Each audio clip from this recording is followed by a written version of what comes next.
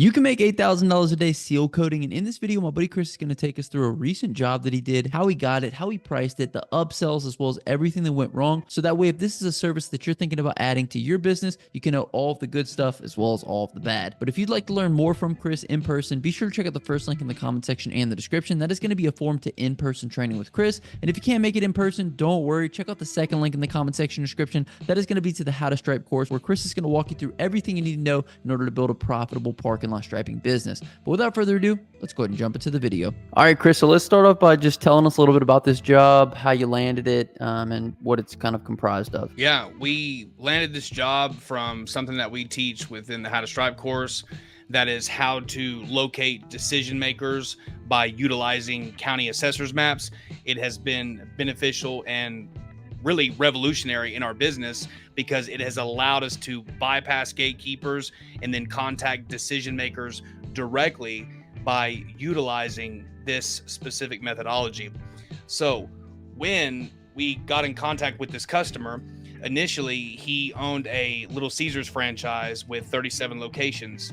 Whenever I made contact with him, called him up, I already knew his name. I already knew how many locations they had. I reached out, didn't ask him to pay me, didn't try to sell him on anything.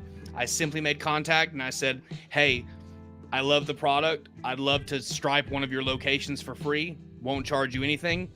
And he said, great. He was surprised that a contractor would be willing to do that. Well, when I went there, I striped the location for free. It had like 10 lines, an access aisle, and a handicap symbol. It took us less than an hour to do it. And as a result of doing that one property for this customer, the next job that he asked us to do was to crack fill, seal coat, and stripe his office, which was, I think it was close to like a 10 or 11,000 square foot property on top of the rest of his locations that we acquired just by simply utilizing what we teach in the How to Stripe course and then striping one of these properties for free. And it was, it ended up being very beneficial for us. Awesome, man. So was the Little Caesars, the first one that you did for free, was that kind of earlier on in your business? And what did that timeline look like between doing that first one for them and then actually landing this job? Sure. Yeah. It was early on in our business, and we did that to establish brand recognition within the community. We wanted to do this early on to establish ourselves as a reputable company in the area. And then we just like doing charitable work like that anyways. I mean, that's just what we do. It's one of our things within our company that we like to do. I striped that job last year, kind of late fall. And then a couple months later, that's whenever we went to go back and crack fill, seal coat, and stripe his office. Okay, beautiful. So I wanted to ask that question just so that way anybody listening to this can kind of understand that it's not always about that instant gratification. I think that's where a lot of people lose it in business. Is it's really about who has the most patience, right? So you did the first job for free. It took a little bit of time in order to kind of do some extra work for him, and then it took a little bit more time to get this $8,000 job. So just because it doesn't come after the first free thing you do, that doesn't mean that that kind of way about going and doing business doesn't work. And I wanted to ask you another question with regards to doing that work for free, Chris, kind of how you established the relationship with this guy. Has anybody ever taken advantage of, you know, your kindness with that first job, or have you kind of found that everybody that you do that first work for free kind of really appreciates it, and you know, you can build a relationship with them from there? Sure. I firmly believe that it has to do with something about the target demographic. We have essentially replicated this process with multiple customers that we have. We did it with Little Caesars. We did it with Sonic. And as a result of doing this in the beginning, it allows us to acquire multiple properties. And the list goes on and on. I mean, you know, we service multiple chains in our state. And early on in the front end, whenever I was building our reputation, that was something that was absolutely necessary, because when you're starting off in the space, you don't have any social proof. People don't trust you. They don't know who you are. You're just one contractor among many. So it takes a long time to build that reputation. But if you do it right, and you do it in such a way where we teach in the How to Stripe course, multiple ways of customer acquisition, if you replicate that same process, as you go on and you progress in your business, you go from cold contact outreach to where your phone stays blowing up every single day. So it takes a little bit of time, but if you're willing to invest the time to build that brand, it will yield a high return for sure. Absolutely, absolutely. It's just a little bit of a different way than a lot of people go about doing business. But obviously, as you know, when you do things differently, you get a different result. And I would say that that is a major contributor to the success that you've had in your business. Now, Chris, I want to get back to this job a little bit. So how did you kind of do this quote for this one? I know it incorporated some seal coating and some striping. Did you quote them out separately, or was it a package deal? What that look like? It was a package deal. I used Quote IQ for my measurements. I was able to go to my map feature tool. And what I like about Quote IQ is I could sit directly from my desk. Now, I've put eyes on the property, but what I like about Quote IQ is the fact that I can use the map measurement tool feature that allows me to get my square footage parameter. So it's not just designated for pressure washing, but you can also use it for striping. You can use it for seal coating. You can use it for lawn care. I mean, it's versatile in its application in regards to your business. I was able to sit at my desk. I measured the square footage using Quote IQ. And then when we finally put together the quote, we were more expensive on the front end to seal coat the properties because it was a warm lead. He had asked for it. Since he was a warm lead, I was able to charge more on the front end for that seal coating job. I think we got like 40 cents per square foot on the seal coating, and then maybe more than $1 on the crack filling. And then with the striping, I was able to be a little bit cheaper on the back end because I had charged so much for the crack fill and the seal coating. Then whenever I had my measurements and my numbers all put together, I was able to open my Quote IQ app and I was able to plug in the customer, itemize it between seal coating, crack filling, and line striping. I did not include material cost. I didn't break it down and itemize it in that way, but I just gave a flat rate for seal coating, a flat rate for crack filling, and then a flat rate for line striping. Right. For anybody who doesn't know, that's a good way to go about it because it lends itself to not opening up a conversation with, the homeowner or the business owner on price per whatever the square footage is, whatever the job is. Because when you have a price per crack fill, it's like, oh, well, can we get a little bit cheaper on each crack fill? But when you kind of blanket it, it just allows for less visibility on the customer's end to kind of negotiate. So I like the way that you did that, Chris. That's one of the beautiful things about this service, right? Is all of the add-ons that you can add on. Like you have the crack fill, you have the seal coating, and then you obviously have the parking lot striping. Is there any other services that are add-ons, particularly with seal coating? Yeah, there are several things. You can add pothole repair, asphalt patching. You could charge a little bit more for the prep work. If the area that you're sealing is overgrown with trees and you got to cut back a significant amount of trees, you can charge for the landscaping.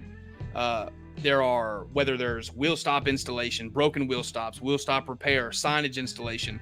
I mean, once you get your foot in the door with the initial service, then you can upsell the customer based upon things that you see within the lot. And we use that in Quote IQ all the time whenever we use our options estimate within the options estimate. So we're able to educate the customer, list all the upsells and the essentials, and the customer is able to select what they want. And a lot of times they go for all the options that are presented. And that's exactly what we want. Obviously, the more things that we sell, the more money we make. Now, Chris, you made a lot of money on this job and you guys did a great job, obviously, but how long did this whole thing take? This whole job took us under 11 hours. We had a crew of people out there.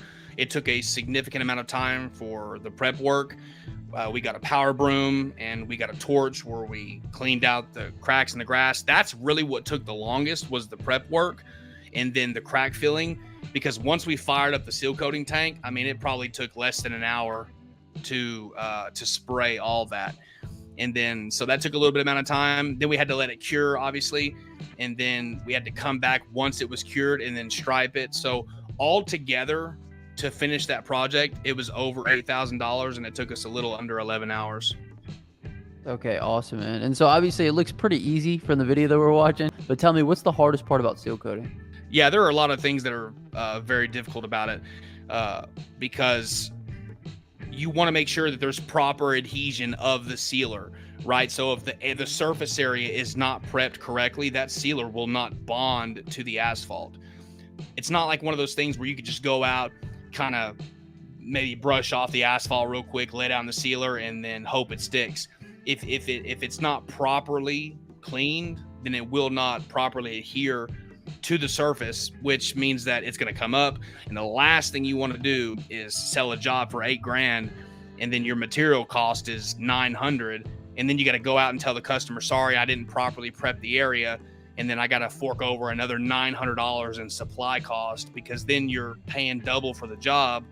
And when you would have just done it right in the first place, you would have got the achieved result. So making sure the prep work is done correctly is one of the hardest things. Also, organizing the crew. I mean, because you've got multiple people there, and you've got to constantly be focusing on job quality. But when you've got 3 or 4 other guys with you, you know, you've got to have a guy that's prepping. You got to have a guy that's crack filling. You got to have a guy that's sealing. You got to have a guy that's doing quality control, ensuring that any spots are missed are going to be fixed. So there are a lot of avenues about it that make it difficult, but if done properly, you can definitely make a pretty substantial amount of money for sure. Absolutely. And Chris, did anything specifically go wrong on this job? Like, were there any kind of hiccups that you kind of had to work through? There were several. There was a new construction. There was new construction that was going on that road. So the employees were driving in the office complex. Then when they would drive through that new construction, which has a lot of red dirt, clay red dirt, when they drive through that, then turn on the asphalt, doing that over and over for months and months during new construction, that asphalt and that hot weather continually being driven over on that asphalt makes it where that ground is dirty. And they didn't have a water source that was close enough where we could wash the ground. Then we had to get a power broom. And so there was a lot of unexpected things that had taken place. Luckily that we were prepared and we knew what we were doing. But the prep work was really the first thing. The second thing is that we ran out of sealer, and it was done on a holiday weekend. It was Memorial Day weekend when it was done. So we sealed it on Saturday, ran out of sealer, and they weren't open Monday. Then I had church on Sunday. So after church on Sunday, Monday, we came back and striped it. And then after that, I told him and sent him a picture, told him that we didn't finish edging because we ran out of sealer, informed the customer, told him that we would be back Thursday to finish it, and then got it done. Okay, excellent. So Chris, most of the time when people see you parking lot striping, I feel like it's on concrete. Is there any differences trying to parking lot stripe on a surface like this, especially when it was just kind of sealed? No matter what you're striping on, whether it's asphalt or concrete, the surface area does make a difference. Ideally, the smoother the surface, the more consistent the fan pattern is going to be. When you have inconsistencies in the surface area, your fan pattern is going to go in every other direction. Now, having a heavier machine will help you. So keep that in mind. Depending upon the surface area, the more that your machine weighs is going to determine the fan pattern on uneven surfaces. Luckily, we've got 3 machines now. So if it's a parking lot that's a little bit more rugged, we could just take a bigger machine out and then go get that taken care of. But it just depends. I mean, once we prepped it, crack filled, and seal coated it, of course, it definitely did make a difference on the large cracks that are in the area. So when we would stripe, it would be more consistent. So it does help for sure. Okay, absolutely. And Chris, last question for you. You know, it looked like you had some help on this job. I know you're doing some in-person training with regards to seal coating as well as parking lot striping. Do you want to talk a little bit about that? And, you know, if anybody's interested, maybe they can learn some more information on it. Yeah, of course. We have guys that reach out all the time about in-person training. Very few pull the trigger. Some of the most dedicated people when it comes to starting a business are the people who are educated properly. We get guys that are reaching out all the time who are not truly serious about starting a business, building a brand, scaling, so on and so forth. But we do have guys that reach out all the time that want in-person training, that want to learn the business, that are serious about building this business and building a brand. We had a guy that came out during the time span of the striping of this job. He came out for in-person training for 2 days. He learned how to set up the machine. He learned how to prep. He learned how to stripe arrows, stripe lines, handicap stencils. I mean, we put him on a job and let him do it himself. And he got the full on experience of the field work. So yeah, we've been offering in-person training for a while, and it was kind of neat, and I'm looking forward to this guy put up big numbers here in the future in his area for sure. Absolutely, absolutely. Well, Chris, thanks so much for coming on and talking a little bit about Seal Coat with us. Obviously, it's not a service that we have on a ton, but I'd love to have you back on. You know, we're gonna keep up with this and kind of see if we can't just introduce people to the service and